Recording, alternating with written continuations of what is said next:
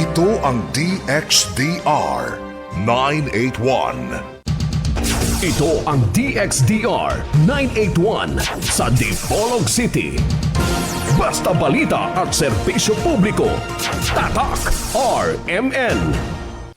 Ato namang nahibawan nga ang pagdili sa Dios, no? Usara gyud ka hinungdan, no? Usara ka hinungdan nganong gadili siya. Kana rang pagsinayop nga paggamit sa maong butang o larawan o ribulto. Atong ipahinumdum kaninyo nga sama sa kwarta, ang kwarta dili man daotan kung gamiton sa insakto. Apan kung gamiton na sa dili insakto o sayop, maura po na gibawal. Pero kung gamiton sa insakto, wala na gibawal sa Dios kanang paggamit og kwarta. Ingon ana usab ang mahitungod sa mga larawan o ribulto. Wala kini gibawal sa Dios sa insakto nga paggamit. Apan iyang gibawal kung kini sinayo po na paggamit sama sa pag-idolize o kung himuon ng Diyos-Diyusan. Akong balikon, no, kung naisgutan na ninako sa miagi, nga daghang hinungdan, daghang rason nganong maghimo ta. No? Unya, usara gyud ang hinungdan sa pagdili, kana rang kung sinayopon paggamit, kung himuong Diyos-Diyusan. No? Kung himuong Diyos-Diyusan, bawal gyud. Pero, ang hinungdan nganong maghimo ta, daghan kayo. Unya atong gisgutan gani sa miaging programa nato nga ang Diyos man ang naghatag o kaalam o kahibalo sa tao sa paghimo o pagkulit o paghimo bisan unsa kanang pagkulit o pagdibuho. Diyos man ang gahatag o kaalam niya na, no? Sa tao, mao nang dili daotan. Sige, sa gikaingon ko na, daotan lang kung ang tumong sa paghimo sayop. Di ba? Parehas ra gud na good.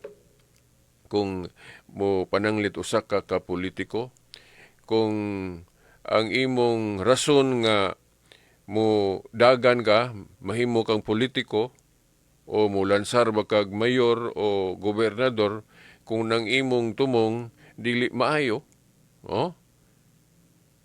Ang imong tumong nga aron makakurap ka, corruption ng tumong, aron makakurap ka, dili gyud na maayo. Pero kung nang imong tumong nga mahimo kang politiko, mahimo kang mayor, mahimo kang gobernador, aron mo alagad ka sa katawhan, dili na daotan. Maayo pa ganing kay pag-alagad gud. Ingon na usab ang mahitungod sa larawan og ribulto mga igsuon, no? Kung insakto ang atong paggamit, kung insakto ang atong tumong sa paghimo o pagbaton niini, wala na gibawal. In fact, makatabang pagali nato. Hindi ba? Oh. Now, ang akong gipasabot, no, kini bang moingon ta nga makatabang nato, no, sa atong pagpalambo sa atong pagtuo. Magisgot ta og kana bang panghitabo ron sa atong kalibutan. Sa mga problema sa atong kalibutan. Usa sa problema sa atong kalibutan kining kuan na kayo, no? Sa atong panahon karon ang atong mga kabatan-onan o kabataan o bisan pa mga dagko, no? Na nakapokus lang sa mga butang kalibutanon. Dili maayo nga mga panig-ingnan. Kay bulo na po siguro mo na makita mangalin na sa telebisyon, makita na to sa o makita og madungog sa mga karadyuhan, nga dili maayo ang mga balita nga atong madungog o makita, tungod kay nga naman unsa may hinungdan, tungod kay kasagaran nato dili na kayo makakita og good example o maayo nga example. Bisan pa lang diha, dili lang ko magisgot og unsa na nga channel sa TV, no? Na mga salida nga dili kay ta makakuha og spiritual values, no? Nagdasig lang hinuon nato sa paghimo og dili maayo na gani salida nga murag ipakita nga ang himong ang aktor mao mahino ay gahimo og dili maayo, no? Ang silbing sikat mo may gabuhat og dili maayo. Unya matanom na sa atong huna-huna sa mga kabatan-unan o di ba kabisag mga dagko na nga uy okay ra day na. Okay ra day nang ilang gibuhat, no? Kay mo may gipakita no sa salida, no? So ang imbis mahagit o magiyahan nato ang mga viewers, no? Kaun sa gyud insakto, dito na mahinoon mainggan niyo sa pagbuhat og dili mao. Oh. O kana bang unsay makita na to, lagmit mao gyud nay mahimo po nato. Mao gyud maawat nato. Okay. So nahinumdum ko sa usa ka ginikanan nga na problema pag-ayo sa iyang mga anak, no? Na problema siya kay dili maayo na ang mga gipangbuhat. Nakahinumdum po dayon ko atong nag-discuss tong kanang usa ka forum ba nga usa sa mga hinungdan ko no kini laging unsay makita, no? Kung unsay makita mao po na silbing buhaton. Now nganong ako ning gihisgutan kini ba nga senaryo ba, no? Kaya nga tong tema manggod mahitungod sa larawan og ribulto. Unya mao mangguna ang usa sa pamaagi nato sa atong simbahan nga magbaton tag mga makita nga butang nga mag-remind o makapahuna-huna nato sa unsa gyoy angay buhaton nato. Okay. Ang buot nang ipasabot kining example nga gibuhat sa atong mga bayani sa pagtuo, mga santos. Nya nahinumdum ko sa giingon ni Apostol Pablo nga panig-ingon kamo kanako, maingon nga nanig-ingon ako sa atong Ginoong Hesukristo. Sa lain pong mga pulong, himo ako ninyo nga example, ingon nga gihimo na akong example ang atong Ginoo. Sa may makuha natong pagtulunan ana, no? Ang makuha natong pagtulunan nga kung si Kristo atong example, atong panig-ingnan, ang mga balaang tao nga iyang mga followers, himuon po natong example. So himuon natong example. So mao na unsa may gibuhat din sa atong simbahan, unsaon ni pagtuman, unsaon ni pag-realize. Di ipasundayag ng ilang mga larawan, ilang mga ribulto, kay example man, pareha sa atong mga teachers sa DepEd, di ba? Mahilig yung kayo na silang mga visual aid, no, sa pagtudlo. O mga visual aid. Kaya nga naman, kaya kanang visual aid, makatabang na to na pag-remind. Makatudlo na to, makagiya na to sa unsay angay yun na to buhaton. Di ba? O, so mauna nga, kung ang kitang mga Katoliko gahimo taglarawan sa mga santos, kay dapat lang, ano man, kay mga example man ng mga santos. Di ba? Una-una aragod ninyo mga viewers sa live streaming, mga listeners sa radio. Nauna ako no. Nganong gibuhat man, anong ang Katoliko gabuhat man yun? Unya, nganong ang ubang mga relihiyon, nganong wa mas sila gabuhat? Wala ba sila huna-huna nga makatabang ng mga larawan og ribulto? Pagtudlo? Pag-remind? Sa angay ta ma-remind? Di ba? So, mauna, ugaling lang lagi na may demonyo, na may yawa nga balihon niya ba? Imbis ang atong pagtulunan, insakto ra, pero manghita siya paagi unsaon nga ang atong huna-huna dili mao. Bali ba? Bali. Nahinumdum lang ko sa giingon ni Isaiah sa 5:20, matod pa niya, na ako ni mga tao nga, ang example ko no, kanang itom, himuong puti, o ang puti, himuong itom. Doon na dito ini-react na ko sa dihang nag-istorya ko ani, pwede ba guna? Ang itom, yun na, puti, yun na. Di, pasumbingay na. Ang buot ipasabot ana, mahitungod na sa baruganan, mahitungod na sa mga pagtulunan. Nga moabot ang panahon, in fact, niabot na gyud as ni adto pa man na. Nga ang insaktong pagtulunan, ilang himuong sayop. Unya, ang sayop, Mao na himong insakto. Di ba?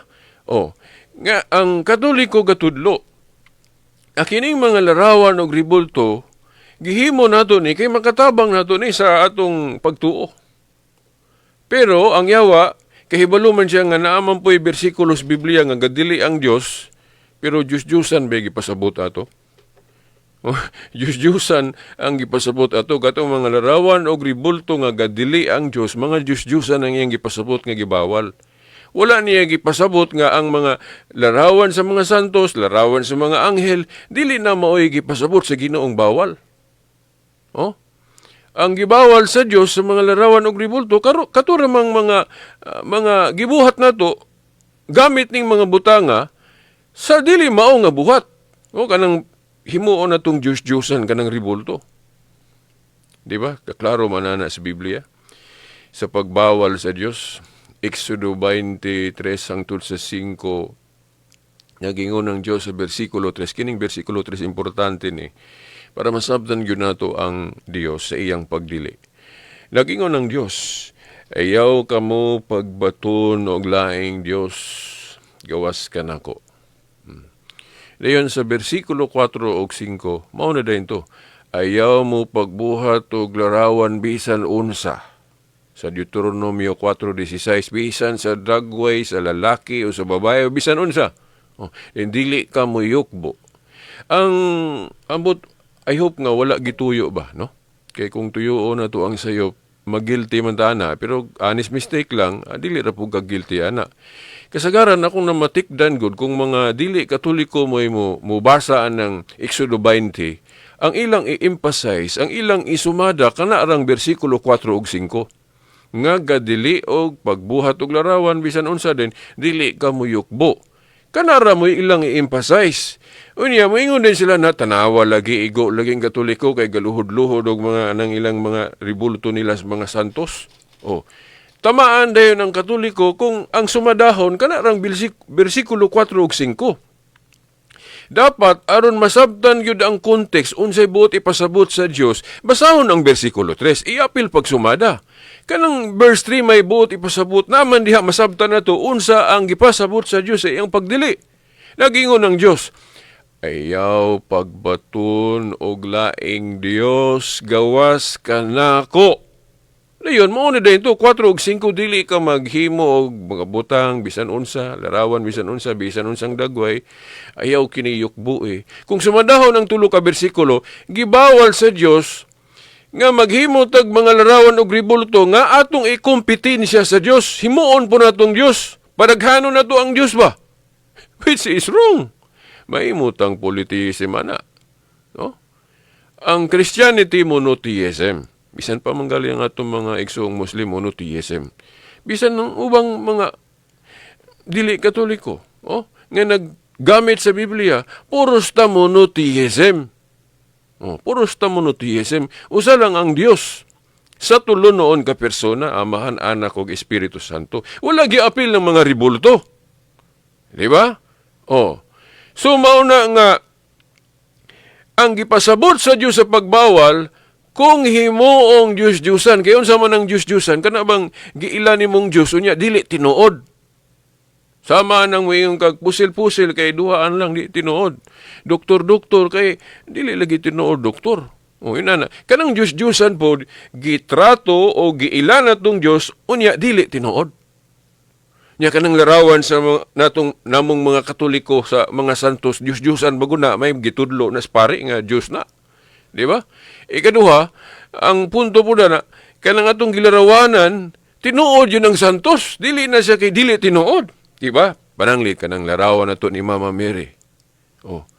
Kalayo ra kayo. Unsa may hinungdan nga tawgo na tog Diyos-Diyosan ng larawan ni Mary? May magitudlo sa Katoliko nga si Mary Diyos. O kanang iyang ribulto Diyos para makwalify nga maisip yun na tong Diyos-Diyosan. Wa man gitudlo sa mga pare. Ug na siguro pare magtudloan na di na siya tinuod Katoliko. Kay wa man ko kabasaan na sa katekism, mga librong Katoliko nga nagdiscuss og mga pagtulunan. Wa gyud pare gatudlo og himuong Dios ng larawan ni Maria. Di ba? Pero ngano ka nga hangtod karon daghan man gyapong magtudlo og ingon ana nga Diyos-Diyosan kuno ng mga rebultos Katoliko. Nya, mga pastor pa na, ministro pa na. Oh. So mao nang ako nganong mutuog yung ko aning gitudlos Biblia kay nangatuman man ang gipang istorya diha nga nagtagna diha bisag sa Matthew 24 lang nga na ako ni mga false teachers, mga false prophets. Unsa man na sila? Kanabang manudlo og mga kabaliktaran. Nga ang himuon nilang insakto ang sayop. Unya ang sayop ang insakto himuon nilang sayop ug ang sayop himuon nilang insakto balihon. Di ba? Liman ka ang atong mga larawan insakto ra unya himuon nilang sayop. Himuon nilang Diyos-Diyusan. Di ba? Sa mga debate pa na, nako'y debate na hinumdum ko, dire sa estasyon, di lang nako hinganlan to respect my opponent, no? Nga, ang iyang mga argumento sa pagbarog nako naingon ko, matawag siya og kanang strawman fallacy. Strawman fallacy. Kay ang iyang mga argument nga gipadayag, iyamang yung ipalutaw nga ang Katoliko nagtudlo nga Diyos ng ribulto. Nga buti pa sabot Diyos-Diyusan. Na dili man na mo'y gitudlos Katoliko. Diba? Sa mga debate, kumo na siyang taktika sa kontra kanang strawman fallacy. Kanang maghimo kag argumento nga imong ipa lutaw ba sa mga nagtanaw nga mao ni pagtulunan sa imong opponent nga dili man dili mo ding atakihon, which is wrong na siya, dili na mayo. Kung birahanin mo ang argumento sa imong kaatbang, dapat mao gyud na gitudlo, mao gyud na baruganan sa imong kaatbang, no, kung makabira ka, no. Pero kung yaw kag nga argumento nga imong ipatulon nga mao ni gitudlo, mao ni baruganan sa imong opponent sa imong kontra unya dili man na mayo, misleading man ang mga inana, no, sa mga debate. So mao na wa gyud ambot og naabay basahon nga ang pare gatudlo nga kanang ribulto gihimo para himuong Diyos-Diyosan. Oh. So mao na nya daghang kayong nadala ana, mao man gani nga daghan kayong relihiyon ron. Oh. Niya na yung mga grupo pa ron nga sikat. Ya maayo kay manudlo ilang pastor. Ya, daghan po silang nakabig. Pero ang gipanudlo nga atake sa Katoliko, misleading. Misleading. So, mao na mga igsoon. Kining among krusada sa CFD, Catholic Faith Defenders, ug uban pa nga mga grupo nga ang focus kining apologetics kanang pagpanubag sa mga pagsaway, mga pangatake, misconception sa pagtuong Katoliko.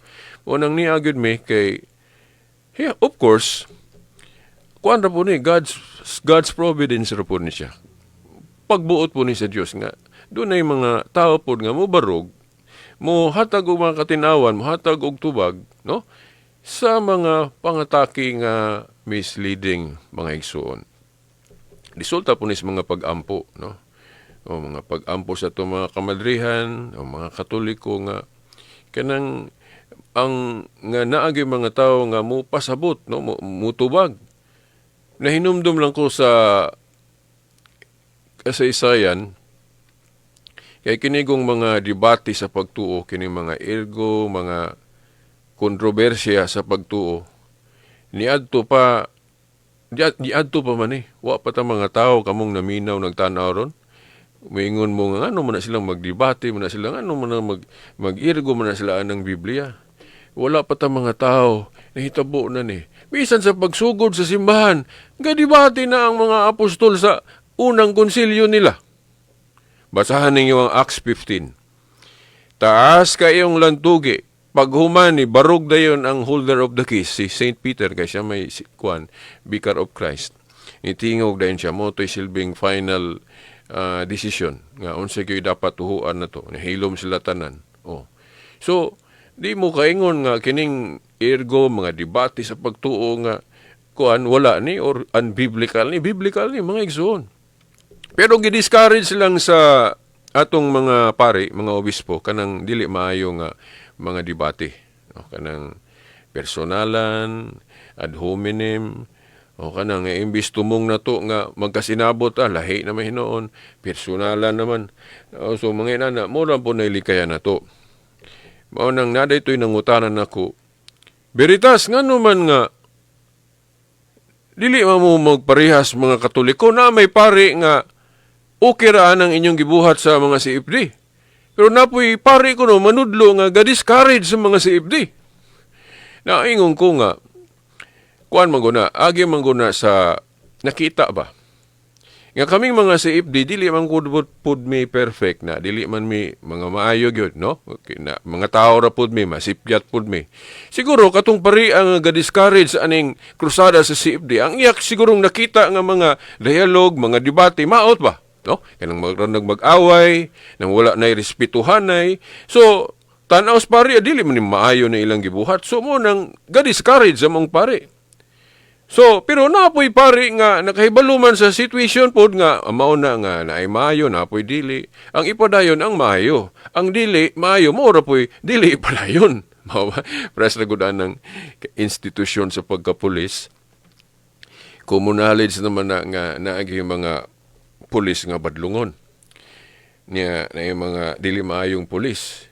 Pwede ba na nga moingon ta nga undangon nila ng institusyon sa pagkapulis tungod kay doon yung mga abusadong pulis? Dili pod, no? Dili lang undangan kay wa nay bantay sa kalinaw kay mo man ay trabaho sa pulis bantay sa kalinaw. Di ba? Oh. Kurhian lang.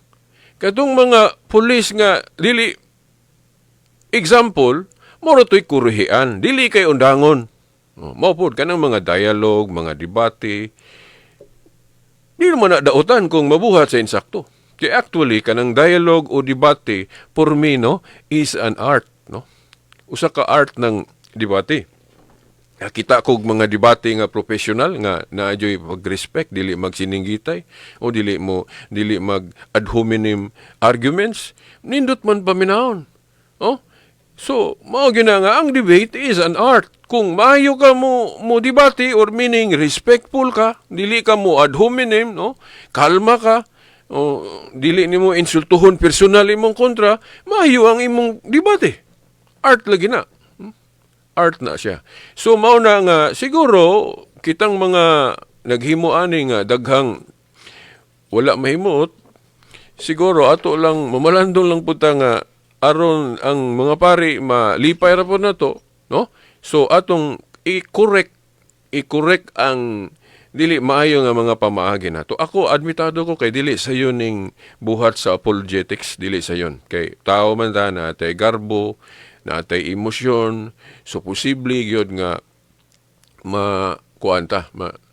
masipyat ta kung dili ta kabalo mo handle, no, sa atong emosyon, no, nga tabi na kung dili po ta maning kamot nga atong i-correct ug unsay mga sayop na to nga inaanad ra gyud tag padayugdog sa atong mga emosyon, no? Kining emosyon na to ang uban galing magampo nga mawala na, no? Ang Ginoo kanang kuan ra gyud unta, kalma ra gyud unta ko.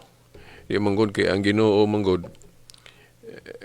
iyatang tun-an nga makahibalutaan ang ato pong haguan ba, no? Meaning dili ra pud ta dawat limpyo. Okay, pero sa gudaan na sa eskwelahan kinahanglan magtuon ya, dili man na sayon nang magtuon, di ba? Effort man kana. So ingon na nga ang Ginoo gusto nga mag-effort ta, no? Muhatag kita og kanabang mo struggle kita nga hangtod makatuon ta. Ingon na dili kay magampo ta nga mawala lang niya atong emosyon, dili na mawala, oy tao gud ta, no? Tudluan lang nato ang atong emosyon, kontrolo nato nga aron magiyahan ta, aron hapsay og maayo gyud ang art nato, no, sa mga discussion o mga debate. Ako dili ko perfect ani, masipyat sab ko, no? Okay. So mao mga igsoon, wa naman day igong panahon ato ning ipadayon sa sunod Domingo pohon. Wa pa ta mahuman, dili na ko ni humanon diretso kay dili man gud na ko ning gisulat, no? So mao na nga ang uban dili na ko maistorya dayon ninyo kay wala man ako ning gisulat, no? So gi-imprunto man nato, no? So ang uban nga wa pa nato maisguti ani nga topic at ang ilang ninyo dinhi sa atong tulumanon kahayag sa pagtuong Katoliko. Kay hangtod sa sunod Domingo pohon sa mga oras ug istasyon. Sa ngalan samahan sa Anak sa Espiritu Santo. Amen. RMN